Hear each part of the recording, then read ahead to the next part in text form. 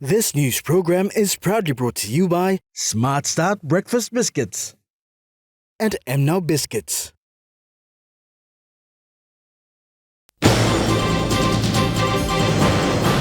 Sir Bob Dadai retains post as head of state.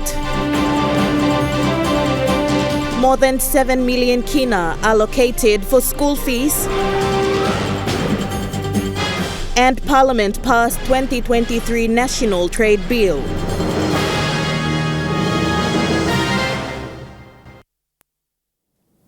A very good evening. You're watching National EMTV News. I'm Grace Papiali. Thank you for joining us. Grand Chief Sir Bob Dadai has retained his post as Governor General after edging out former PNG Ambassador to the UK, Miss Winnie Kiap. Out of 104 votes, Sir Bob Dadai was elected with a total of 71 votes, ahead of Miss Kiap, who collected 33 votes, with National Alliance Foundation member Stephen Pokawin collecting 3 votes.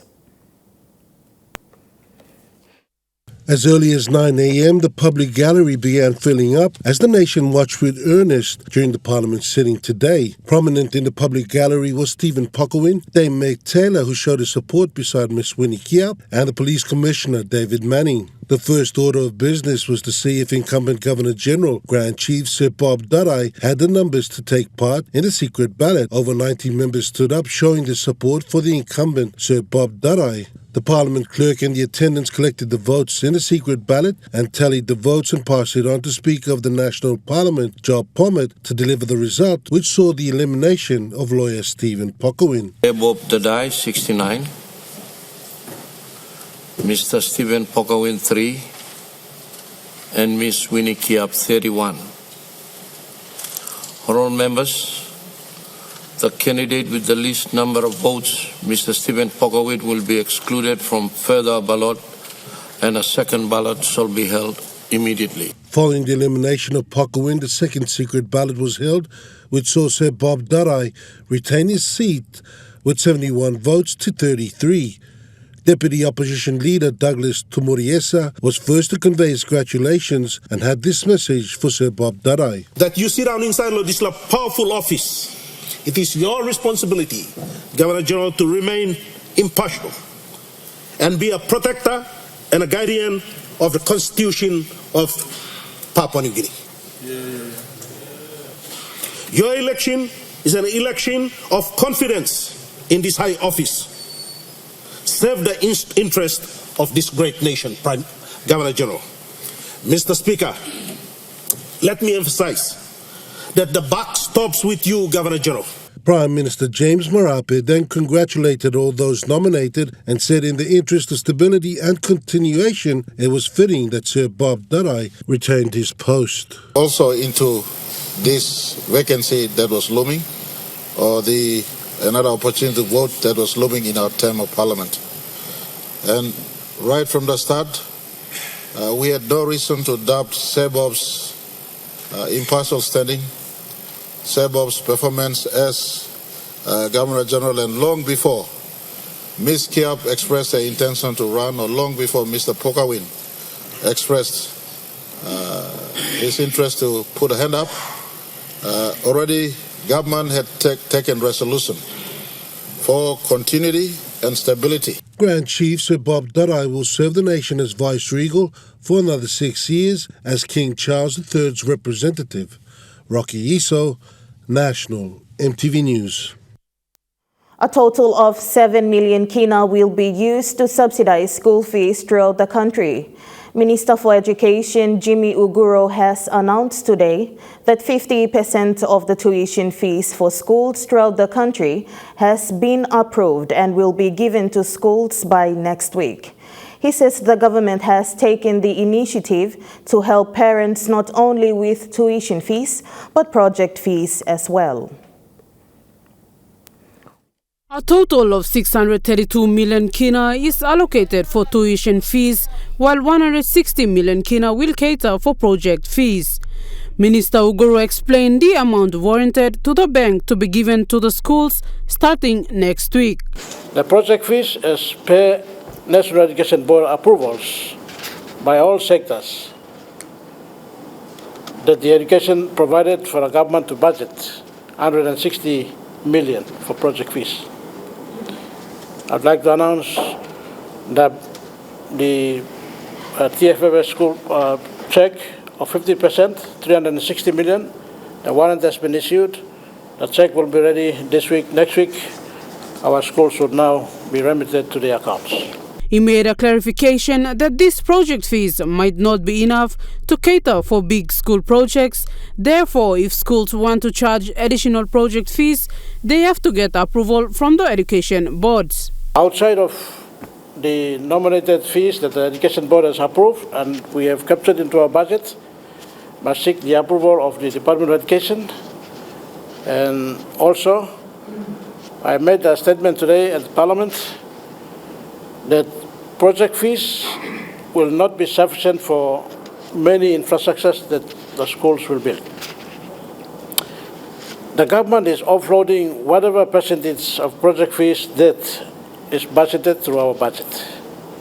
Additional, the school boards can apply through their provincial governments, through their DDAs, to the PIP submissions, to the private whatever, to build nominated infrastructure to expand or increase the level of infrastructure in the respective schools. Secretary for Education Dr. Uke Kombra says of the 1 billion kina that was allocated to the Education Department, over 1 million kina was budgeted for tuition fees. Dr. Kombra says acquittals have to be given back to the department on the usage of these funds in schools. The money that's been given by the public, the state, the government for students' learning must go into students' learning or students' education. We must make sure that every toya is accounted for, that we must send our acquittals to the appropriate agencies or representatives in the provinces and back to the Department of Education. So we'll be very strict and we'll be taking up the issue of accountability this year. Last year we have actually done what we call forensic audits of schools. We have selected 2 to 3 schools in every province, and we've gone out to audit those schools. There will be financial audits to make sure the money has gone to the right place. Minister Uguro thanked the Mara Peroso government for relieving parents from paying school fees for this year. Samantha Solomon, National EMTV News. Provincial government has been urged to work in collaboration with the police in each province to eradicate criminal elements for economic benefit for the country. Minister for Internal Security Peter Siamalili Jr. made this statement today on the floor of Parliament following a question from the member for Talasia on whether the police have plans to establish border posts to monitor illegal activities. Member for Talasia Open Freddie Kumai highlighted on the floor of Parliament yesterday that the road linking East and West New Britain have created an access route for criminals to smuggle in drugs, illegal firearms and also other illicit activities. Kumai also alluded that such activities are also seen happening at the maritime borders. Criminal elements have taken advantage of the road link to proliferate crime to a whole new level, which was once difficult for drug peddlers, illegal firearm dealers, armed gangs and other criminal activities when there was no road connecting the two provinces. Today, as I speak, there is certain route link evolving around the maritime provinces of Morobe, East New Britain and West New Britain province, both on land and sea. Drug is peddled from the islands region to Ley. From there, it is shipped by speedboat. Mr. Kumai on the issue questioned the Internal Security Minister Peter Tiamalili Jr. if the Department of Police have any plans to establish border security, water police posts to monitor such activities. Minister responsible in response highlighted that the RPNGC is well positioned to meet the threats, with establishing posts as the key component of the RPNGC strategic planning to effectively target criminal elements. Minister Tiamalili also called on the provincial government to work with police to support them to address this issue. Sharon Engnui, National EMTV News. Delegations from the Pacific Global Health based in Australia, including the members of the Australian National Parliament, are in Goroka, Eastern Highlands Province this week to visit health facilities within the province. Their visit is in relation to the Australian Prime Minister Anthony Albanese's recent visit, which is to strengthen ties between Australia and Papua New Guinea. Their visit was to identify the development challenges that PNG faced so that donor funding can be made available. Australian Shadow Minister for Foreign Affairs Simon Birmingham said the visit is to work closely with Papua New Guinea in the area of challenge faced in health sector. He said Australia and PNG has a long-standing relationship, and that is why they are here to assess and work with PNG government to create a conducive environment for PNG citizens. Australian Shadow Minister for Health Anne Ruston also stressed that PNG is a very important neighbour country. She said they're looking to work closely within the health sector, agriculture, trade, business and national security. CEO for Eastern Highlands Provincial Hospital, Dr. Joseph Appa, thanked Australian government for their consistent support in the health sector. Cynthia Maku, National EMTV News. National EMTV News continues after the break. Stay with us.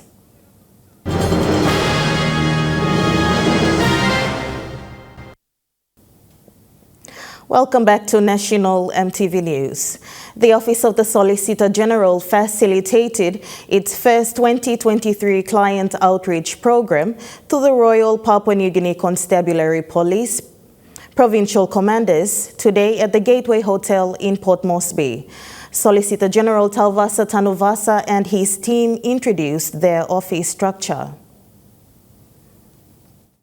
Provincial police commanders and other officers and representatives filled the room as they prepared for the program to start. Facilitated by the Office of the Solicitor General, Solicitor General Talvasa Tanuvasa and State Lawyer Troy Mileng gave an overview of their 2023 client outreach program. Know the office and the role that we play in terms of.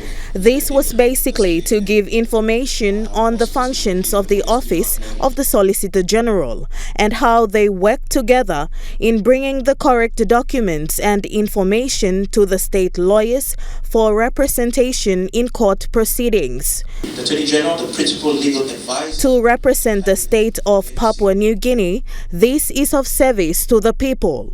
This was an opportunity which we were given today to able to show to them that that when it comes to any court proceedings that are brought against them, that they can come to us, the Office of the Solicitor General.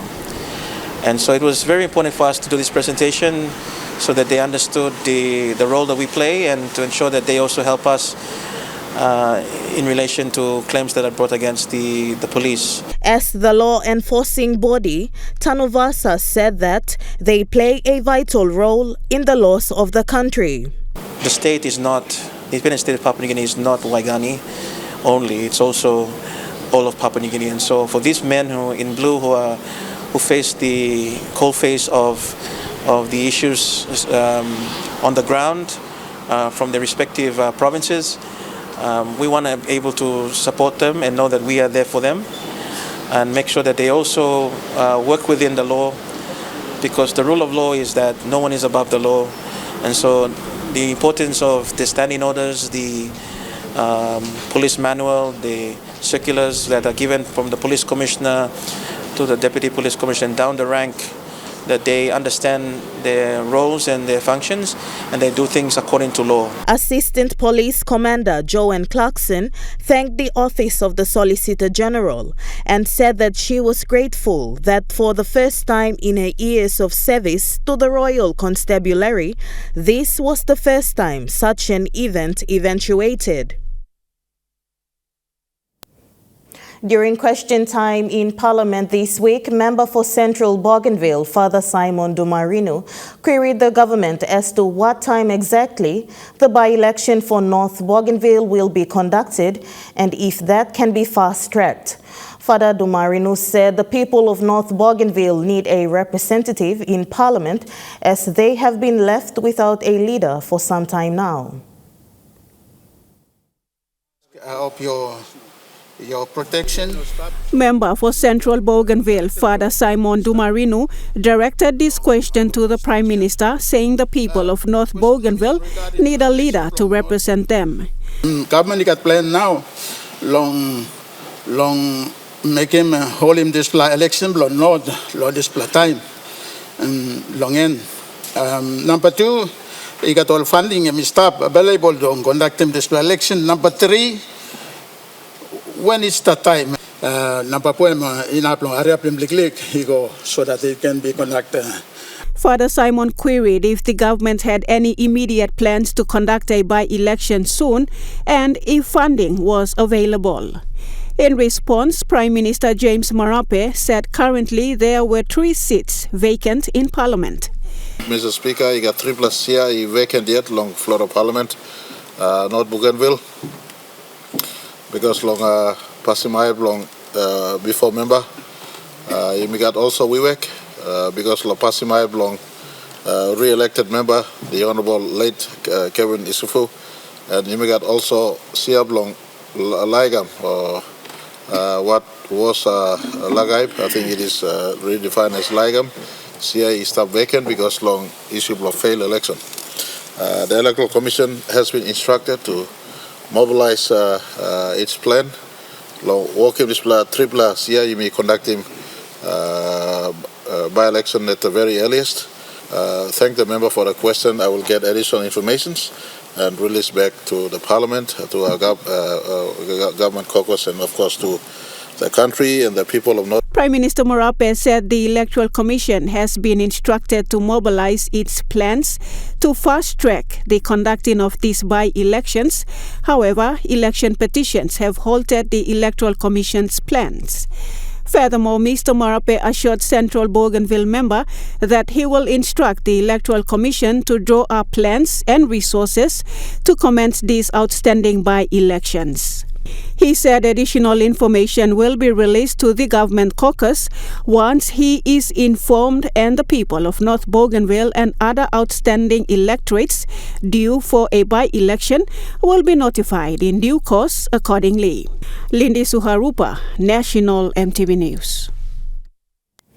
As the Parliament sitting continued yesterday, many important questions without notice were raised on the floor of Parliament. One of them was a concern raised by the member for Makam Open and Deputy Speaker Connie Iguan regarding Zumin Bridge in the Morobe province, which has been a hub where car accidents have become common.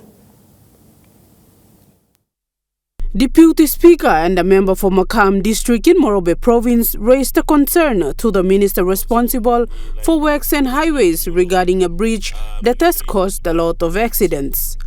Iguan says this bridge has been a temporary bridge that was built after the old one was washed away by a major flood 20 years ago. It has been a death trap for the travelling vehicles passing through the Highlands Highway. He asked the minister responsible to look into this matter as soon as possible to stop other major accidents in the near future. The bridge will put him temporarily. It is still staying there for almost more than 20 years now. Now this bridge come up one death trap. Lo public is a travel highway. You've got more than 100 lives lost on that bridge. May I ask him you now? Inap you kisim displaul sa mampla threat lo public travel highway. Now you may change him Nupla Bridge, Lodisla Bridge. It has been a question I raised before when I was member in 2007, and I was assured that that bridge will be changed. It hasn't been until today. May I ask him you lo take him Disla or Mampla, agent matter, and attend to that bridge for our public traveling.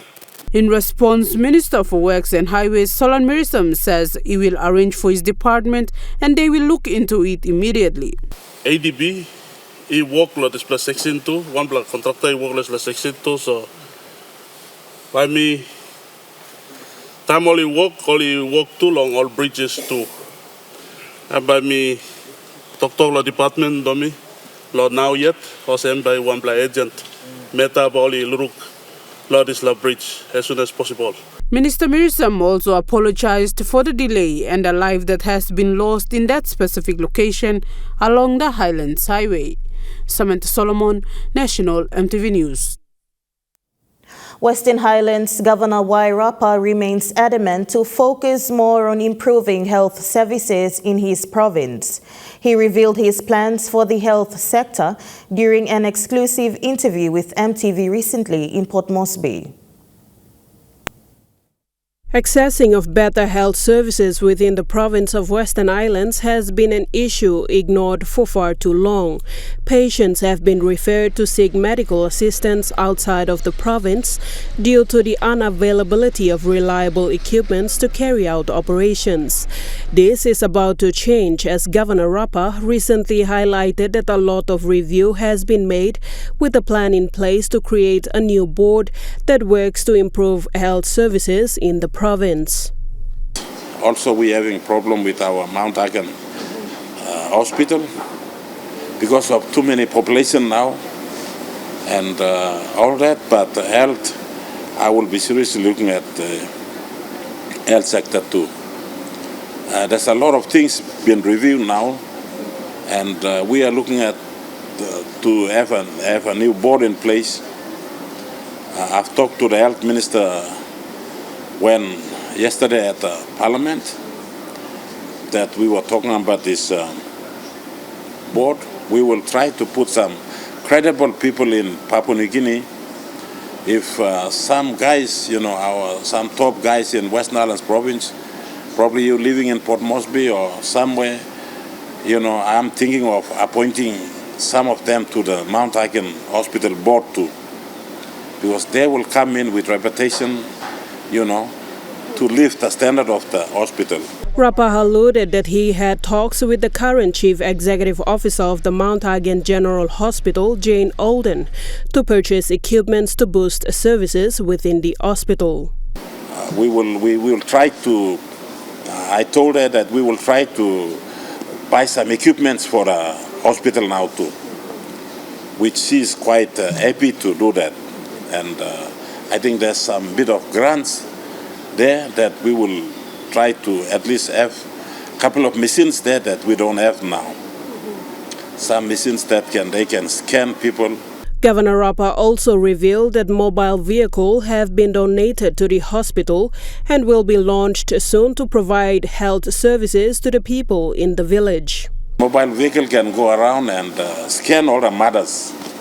The mothers who have got cancer and all that, breast cancer or cancer, they can even go out to villages too. The mothers will come on to check. That mobile vehicle will have to check. It's got everything built in. He added that he will be focusing more on the health sector to uplift its standard and will ensure that a budget is allocated to support the function of the hospital. Sharon Engnui, National EMTV News. In 2022, 7,000 students graduate and go on to fill in the limited spaces available for higher education in universities and tertiary institutions after completing grade 12, with 80% failing to further their education. One such student left behind by the education system was Chloe Yawane, who was given a second chance by the Asia Pacific Institute of Applied Social Economic and Technical Studies. Yawane was named yesterday as a scholarship recipient that will see her now travel to India to do her bachelor and master's in nursing. In 2021, out of the 27,143 students in grade 12, only 9,371 made it into the higher education system. that left a staggering 17,772 students sent home to fend for themselves, and that higher number keeps increasing every year. In 2016, Chloe Yawane was one of them, dropped by the education system. Raised in a single-parent home and with dreams of becoming a nurse, Yawane enrolled at the UPNG Open campus to upgrade her marks. I stayed the whole year at home. My mom gave up on me, coming from a single-parent family. So I was raised by my mom. I stayed home for the whole year, and then in 2019, I came to this institute. Back in Gerusek, we had a guardian teacher who always did marketing for the school. So I remembered him talking about nursing. So I came and inquired, and I was given an acceptance letter to start here in 2009. With her mum disappointed and all but giving up on her, young Chloe arrived at the Asia Pacific Institute of Applied Social Economic and Technical Studies, or APSETS, to do her diploma in nursing. Last year, she completed her diploma and was named Dux in her class. Chloe spoke about her mum's reaction after finding out she was to travel to India to complete her bachelor and master's in nursing as a recipient of the Indian scholarship to Parul University. I told her a few days ago, and she was actually speechless. And yeah, she cried. There was tears of joy in it as well. And yeah, we're all excited. For many young people that have been left out by the education system and are going through a similar experience, Chloe had a message of perseverance for them. Encouragement to the young ones out there, never give up, never lose hope. If one door closes, another opens. And like I said, there's always a light at the end of every tunnel, all right? So yes, I almost gave up, but no, I didn't.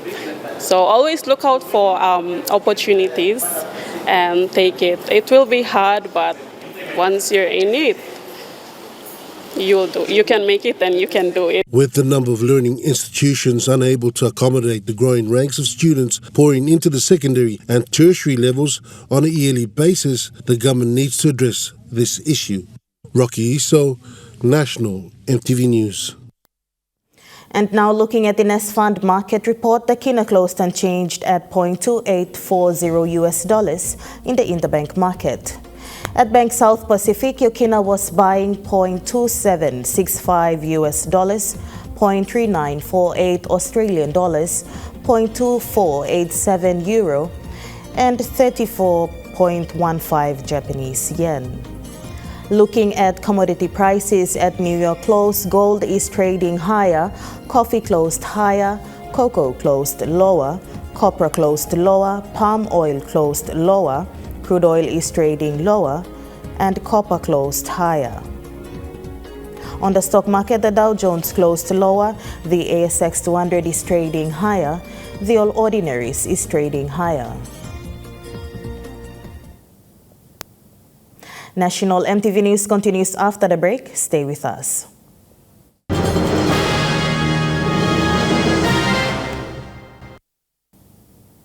Welcome back to National EMTV News. International Transport Workers Federation today gave individual feedback on the week-long workshop facilitated by ITF Australia. According to General Secretary, National Airlines Employees Association, Noel Saray, he said the workshop was vital to upskill the expertise and skills of the union heads from the PNG Charter. Following a week-long workshop for the International Transport Workers Federation saw representatives from various unions in the country, including Air New Guinea's Engineering Rep, PNG Air Workers Union, Energy Workers Union, and members of the National Airlines Employees Association of Papua New Guinea and some of their staff go through certain aspects of the ITF sector and also to upskill the staff and understanding the rules and regulations that they adhere to under the policy guidelines of individual transport sector. Doing a one-week workshop for training to upskill our members and our executives on how to build power building, mapping of issues, issue analysis, interpretation of awards, and how do we develop awards and agreements, and strategies of conversation, and many more. Representatives from the National Airlines Employers Association of Papua New Guinea and other union heads were present today. They went through various aspects of the transport industry of both sea, land and air. Saray said the workshop is also a good start for the unions that were present today during the workshop. The PNG Maritime is affiliated to ITF, International Transport Federation. So, as dealing with shipping is including transport. So our involvement in this course is very helpful in order for us to upgrade our skills. Attending this training, it has helped us a lot and resources us. And we attend this training to learn as much as we can. And whatever we learn will help us with our union. The International Transport Workers Federation and the PNG Charter will continue to work hand in hand, moving forward to ensure that workers under ITF are kept up to date. With 20 million members, ITF has about 200 unions in the Asia Pacific, including the Papua New Guinea Charter. Godwin Eki, National EMTV News. As a way of supporting community-based events in the country, Theodist has come forward for the third time to donate to the Cheshire Disability Home in Port Moresby this morning. A total of 25,000 kina check was presented to the Cheshire Home to help continue to work of helping persons with disabilities. Cheshire Disability Centre in Port Moresby is known for giving chances to persons with disability to have access to education, health, rehabilitation and social services.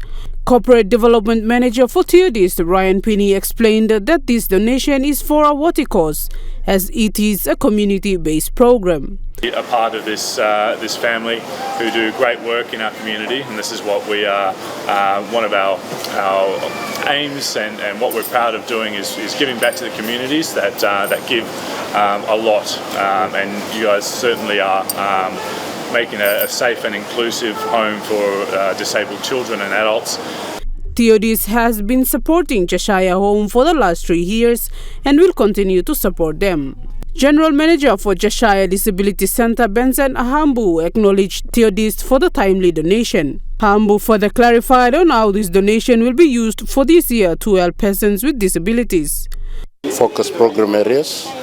One is the community-based rehabilitation program. The second one is the inclusive as well as early childhood education program. The third one is the respite care program. That's where we have the 15 persons living with disabilities that we are looking after. And the fourth one is the Young Voices program. So the assistance here will be sort of playing a major role in subsidizing our budget. We are a charity organization, so we'll be subsidizing our budget to properly place in stationery need on a quarterly basis to all the 4 program areas that we are going to run this year. Hahambu says this money will help in subsidizing their budget for this year. Samantha Solomon, National EMTV News. Western Provincial Education Advisor Charlie Boya has clarified that Standard-Based Curriculum or SBC education system will be rolled out in Western Province this academic year. Schools within the province will be using SBC following the Provincial Education Board's decision made in the province recently. This SBC will have 1 to 6 to 6 system, which means 1 year early childhood education, 6 years of primary education, grades 1 to 6, and another 6 years of secondary education. Grades 7 to 12 and elementary will be changed to prep. Mr. Boya says SBC training within the province has already been done last year for elementary, primary, and lower secondary, which include grades 9 and 10. He says this new SBC education system is aimed at equipping students with skills and knowledge using this curriculum and engage students in meaningful educational activities to help develop our country. National MTV News continues after the break with Trukai Sports. Stay with us.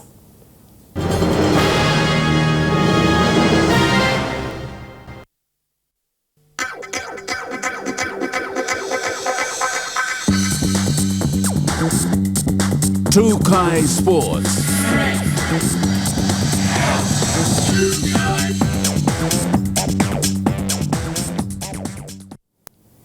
Welcome to Trukai Sports. Rugby League legend Jonathan Thurston says after hanging his boots, he still remains connected in one way or another with sports. Thurston, who now works for the North Queensland Cowboys, says there is still more to do when it comes to rugby league, and he's doing just that. Thurston, who departs for Australia this week following the Phone House promotion with Trophy House, took time to take questions from the media. He said despite hanging his boots, he is still in the business, but this time off the field, dealing with administrative staff for the North Queensland Cowboys and a bit of commentating. Yeah, I'm really enjoying it. It's a lot easier on the body commentating.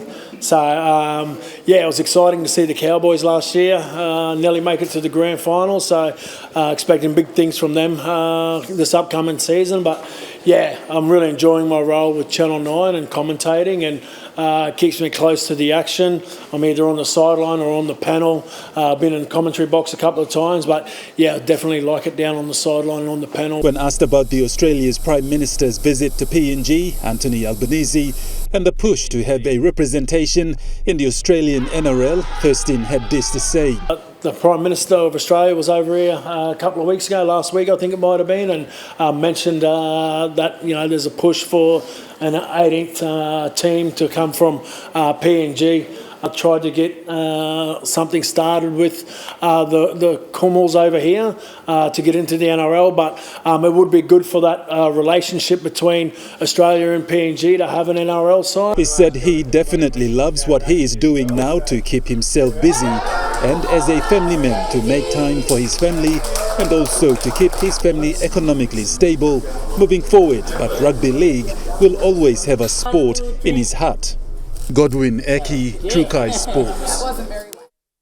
PNG High Performance Training in Port Moresby will be open next week, where athletes from various sporting federations will occupy upon request and upon approval from both the PNG Olympic Committee and the PNG Sports Foundation.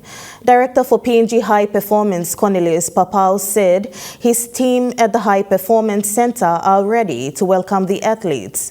The training at the High Performance Center is to get all the elite athletes ready for the 2023 Pacific Games, which will take place in November this year. Trukai Sports continues after the break. Stay with us.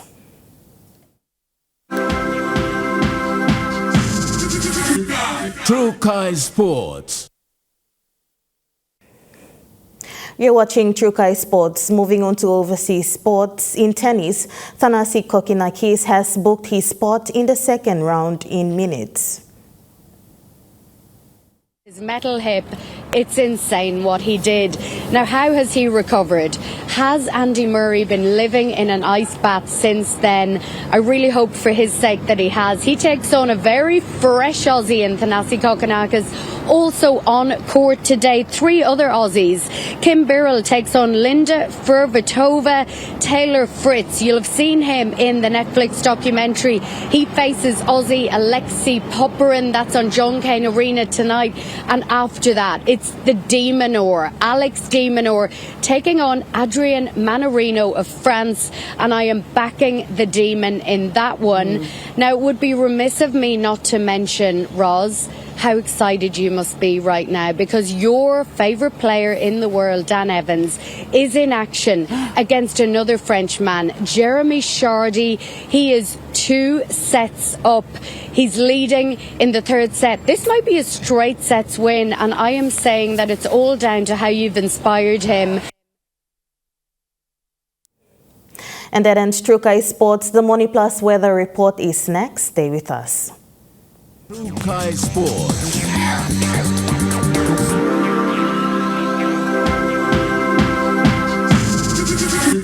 True Kai Sports. This weather update is proudly brought to you by Money Plus, with you always. Now we take a look at the weather forecast for the next 24 hours. In the southern region, Port Moresby City, mostly cloudy with chances of patchy rain. Daru, mostly cloudy, evening rain drizzles. Karama, cloudy periods with few showers and thunderstorms. Alatau, cloudy periods with evening showers and thunderstorms. Popondetta, few showers and thunderstorms, then cloudy. In Momasa region, Lay City, cloudy periods with evening showers, rain drizzles. Medang, cloudy periods with few showers and thunderstorms. Wewak, cloudy periods with brief evening showers. Vanimo, partly cloudy. In the New Guinea Islands region, Lorengau, partly cloudy with brief showers and possible thunderstorms. Kavieng and Kokopo, Rabaul, mostly fine, partly cloudy. Kimbe, partly cloudy with few showers and thunderstorms. Buka, mostly fine, partly cloudy. In the Highlands region, Mount Hagen City, evening rain showers and thunderstorms. Gurkha and Kundiawa, cloudy with evening patchy rain. Mendi and Wabeg, cloudy with evening rain drizzles.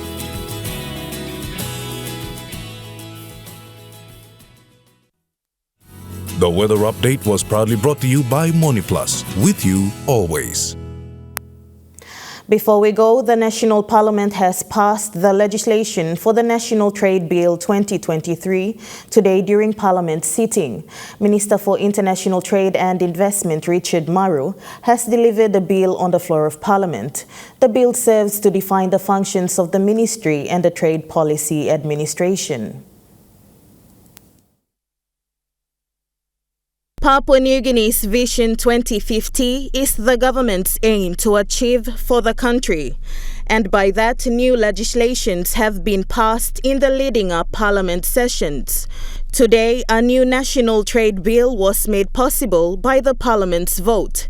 Initially introduced in 2017, the National Trade Policy, SME Policy, and Master Plan was made by Minister Maru. Maru alluded that in terms of trade, the National Trade Bill 2023 is one of the most important laws. Therefore, the National Trade Bill is set out to contribute towards achieving this goal. Maru said that with a legal framework in place, PNG can no longer depend on importing and focus more on exporting commodities to earn foreign currency and strengthen the country's gross domestic product. This, Mr. Speaker, this is an immediate and urgent call for Papua New Guinea to have a competent and dedicated office with a clear legal mandate to identify, negotiate and secure new and better market access for our goods and services. It also promotes transparency and predictability in trade policy formulation, trade negotiations and trade policy implementation in the country. In recognition and support was member for Vanimo Green, Belden Nama. A confident Maru expressed that the enactment of the National Trade Bill 2023 shows the commitment of the Marape Rosso government in achieving economic independence by 2030. And that wraps up the news, sports and weather for Thursday, the 19th of January 2023. From the entire news team, pleasant viewing. Bye for now.